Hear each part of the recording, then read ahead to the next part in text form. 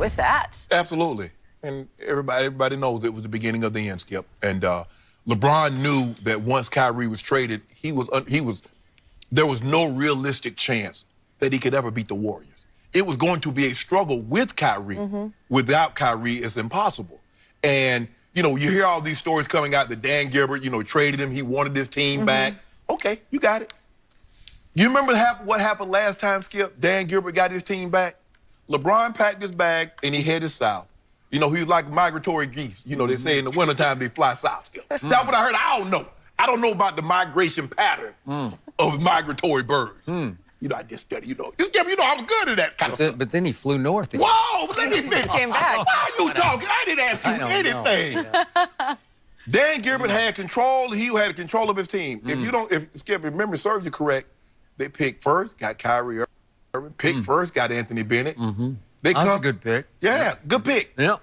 Okay. Oh. Pick first, got Andrew Wiggins. They come back, they go to NBA Finals.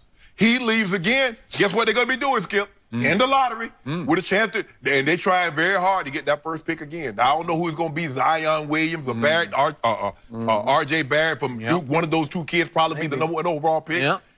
Guess who's going to be in the running? Cleveland. Skip, you look, this was just the final straw. Because I don't believe the general manager would have traded Kyrie. And he definitely wouldn't have traded him within the conference to your staunchest rival. You had been going back and forth with these guys, Skip. You're not trading Kyrie there. Think about it. Greg Popovich is as bad as the damage was between he and Kawhi. He's like, ain't no way in hell I'm trading you in the Western Conference. Not only would he not trade, he could have traded him to Sacramento. He could have traded him to Phoenix. He could have traded him to a lot of different places. You actually think he was going to trade him to the Warriors or trade him to the Rockets or the Thunder? That's what Dan Gilbert did. Just to spite. He going to cut off his nose to spite his face. He want to try. I got control of this. David Griffin. Griffin is, I think, is the general manager's name. And LeBron said it. I know that wasn't Griff's call. That was Dan Gilbert. So, okay.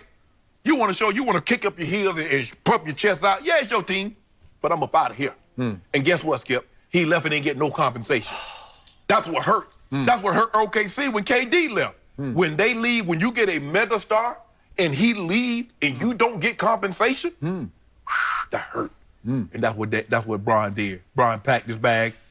You remind you kind of like how the Indianapolis Colts did in Baltimore, Skip. You remember in '84, in the middle of the night, loaded up those Mayflower vans, up the end of they went. LeBron did it better, though. We know he would come to L.A., drove Savannah, packed up everything. I don't think they drove. Yeah, they drove. Just a family road trip? Yeah. I doubt that. In a G6. Yeah, in a G6. Are you finished? I'm finished. Thank you. Speaking of pathetic, this whole story is just pathetic. Why is it pathetic? Yesterday, Kyrie was asked at his shoot-around what he thought of this same story, and he just shrugged and said, you know what, I've moved on. And LeBron should have said, when asked these questions about what happened in the past in Cleveland, why are you asking the question? I've moved on. Just let it go. Let it be. Let it lay. No. You've got your Brentwood estate. In fact, you have two of them. Two of them. And you've got Staples, and you've got L.A., and you have a hot young team with some vets, and everything's okay. Onward and upward, but no, LeBron just can't help himself.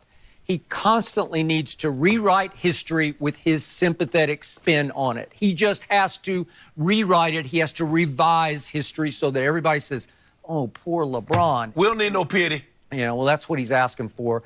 He needs to keep feeding the gullible witnesses out there these loads of baloney because he knows they'll swallow it and say, poor, pitiful LeBron. Skip, the powerful doesn't need pity. Did Dan Gilbert sabotage LeBron? Kyrie just went to Dan Gilbert and said, I've had enough. I can't take it anymore. I want out. You can make the case Dan Gilbert should have dug in and say, tough. Exactly. You know, but what just happened with Jimmy Butler and Glenn Taylor, the owner in your city, right? He just told Glenn Taylor, I'm out. I don't even want to try anymore. I'm going to be a problem for you. And Glenn Taylor just ordered everybody under him, just figure this out. Go move him to wherever you can move him. And they moved Jimmy Butler to a really good team. It's not in their conference, but it's a really good basketball team, and he may just put them over the top into the NBA Finals. Correct. Okay, so the same thing was happening, but the sabotage ended with last year's trade deadline because Dan Gilbert, after that trade deadline, was the executive of the year in the NBA because my man, Shannon came in the day after the trade deadline, and you were ready to be the parade master. And I said, we go into the NBA Finals. That's exactly what I said. Think about what he did. He knew he made a mistake on Isaiah Thomas because he thought he was healthier than he was, and he had a career-threatening hip injury, and he was not right. He was talking right. He was talking big and bold and bad. And hadn't played yet. But he couldn't live up to it, right? Correct. And he hasn't played yet. I agree, but he finally had the surgery that he probably should have had before he went to Cleveland, okay? So he got rid of Isaiah Thomas, and all of a sudden he got rid of Jay Crowder. He got rid of Derrick Rose, and he got rid, he moved Dwayne on down to his semi-retirement back in Miami. Yeah, and all of a sudden, they get Jordan Clarkson and Rodney Hood and Larry Nance and George Hill. It was a bonanza. And you were ecstatic over that, and you thought we are back in business. You and Chris Broussard were high-fiving right here on this desk. Am I right about that? Yes, and I was right. You were right about what? They went to the NBA Finals. Okay, but what's not to like about that? Because they had a chance. And then LeBron said, I'd rather have Kyrie than all those guys. Okay, but while we're revising history, need I bring up the fact, and these are just facts, that in Game 1 of the NBA Finals, at Oracle, at Oakland, with 15 seconds left, the quote-unquote best player on the planet, according to you, had the ball in his hands with little Steph Curry switched onto him at the top of the circle, down 1 point with as hot a hand from outside as he had on Sunday night in Miami. Skipper, we're going to have to go through this again. Okay, well, he did it. Well, I'm not going to let you sweep it back under your carpet. If LeBron's going to bring up history in Cleveland, that was the turning point. That's where it all went wrong. Let's give it so LeBron wins that game. They're not beating Golden State. You know that. Skip, stop it. No, you got a good shot. Because the Golden State Warriors can be a little fragile at their core, mentally. We're seeing it right now. They are unraveling. And again, sometimes Kevin can go south. Sometimes Steph and Clay can be a little soft and they can lose their shot. Who knows what could happen if you beat them in Game 1 in their place Houston had them and down. You get a free shot. Okay, Houston had them down with 2 games to win. And you know what? Houston would have won that series if Chris Paul didn't pull his hamstring. He didn't get hurt in Game 6. I know, but he got hurt right on schedule. If he ends that game. Well, why didn't they end it in Game 6 and then Game 7 is moved? I just think they had him on the ropes. LeBron could have had them on the ropes. And then, by the way, I'm going to finish this because the witnesses don't want to hear this.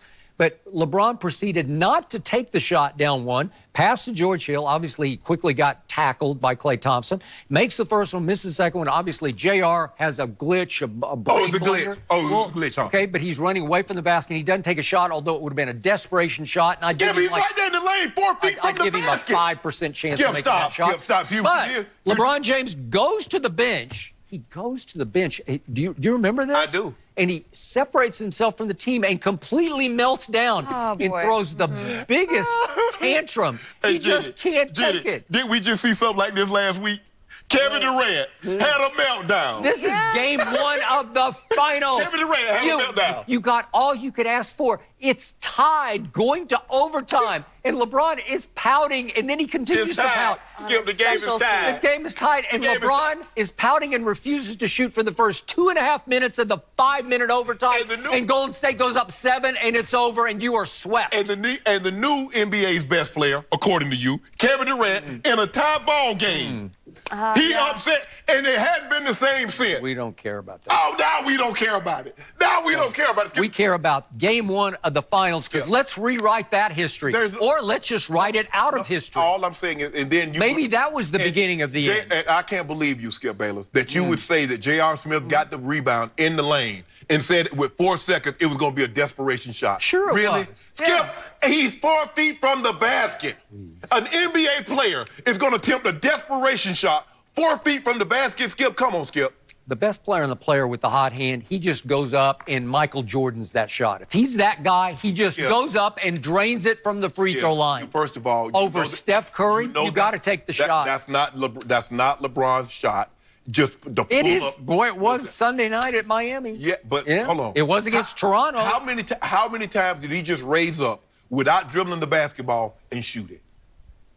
Against Toronto, he made like 8 in a row fall-aways. Exactly, but he's dribbling the basketball. I'm saying, how many times did he just pull up and shoot?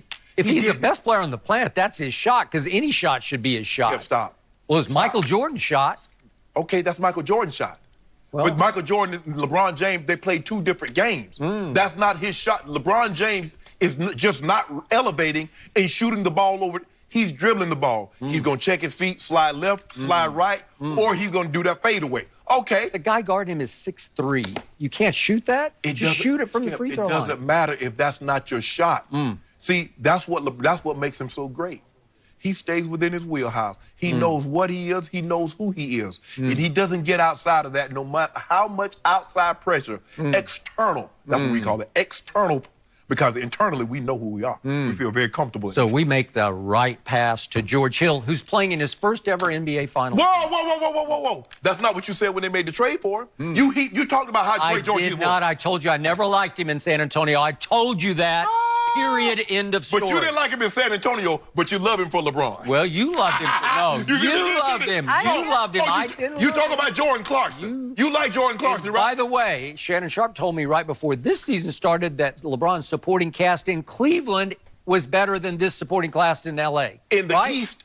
In the East. Oh. In the East. Let me ask you a question. If LeBron was on this roster, do they only have 2 wins, Skip? Which roster? Cleveland. Well, heck no. Oh, wow. Whoa. I mean, he had it all. He had everything he wanted. But it's the Eastern Conference. I feel very It's a cakewalk. So now, given what we've seen over the last, since Steph Curry's been out, you still believe Kevin Durant could have took the Cleveland Cavaliers last year to the NBA? Yep, I do. You're funny. Yeah. Okay. Are you at the Improv today?